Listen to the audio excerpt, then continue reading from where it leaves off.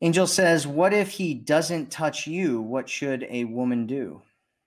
Ooh. Well, it's a good question. And number one that comes to me is, have you created bad habits? Meaning, has he tried to touch you and you've reacted a certain way, being like, don't do that, or I don't like it, or no, or like just like not really received his touch, which then could have made it that he was like, no, I don't want to do that anymore because it's not welcomed. So that's one thing. So maybe that you have to go back to the beginning of your relationship and noticing that that you created this behavior by your own response to his.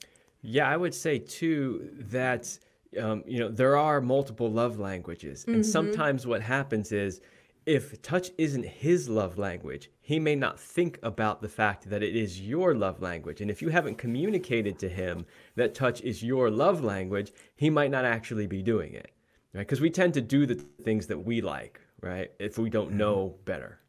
So that's another possibility. That's exactly where I was going to go. So then just simply bring it up and say, not as a complaint, but as a, you know what I really love is when you touch me. And it's like, let me show you. Or it could be like a show and tell. Let me show you how I like to be touched. Or like playfulness, bring playfulness into this. Make a request and make it fun for him to be willing to do that. Hmm.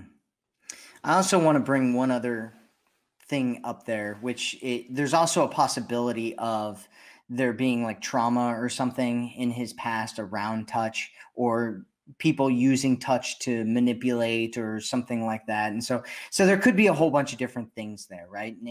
And like what Celine and Kevin were talking about, the best thing in my opinion that you could do is just start bringing it up or talking about it, or doing the thing that we were talking about earlier, which is kind of the giving permission thing, right? So if you're over there and you touch his hand, and you touch his, or if you guys are more intimate than that, and you like come up and touch his inner thigh or something like that, and just rub your hand across his inner thigh, or come over and sweep your hand across his neck or something, or put your hand on his chest, right? Those things can be signals for guys, right? That it's this is okay, that it's something that he can do, that it's something that you want, that it's something that one step forward, one step back, right? And it's kind of like this tease process where you move forward and then you pull back, right? Where you go and touch and then you kind of pull back, and then you go and touch and then you pull back, and basically you're kind of like teasing him and giving him permission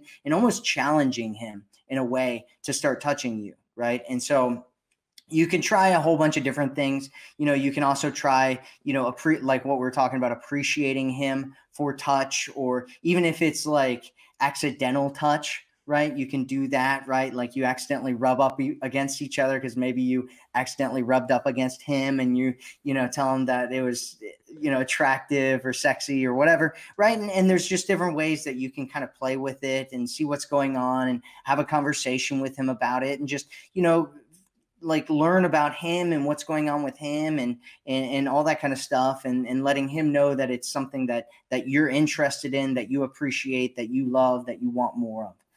And so, yeah, did you guys want to say anything else about that? No, I think you cover it all.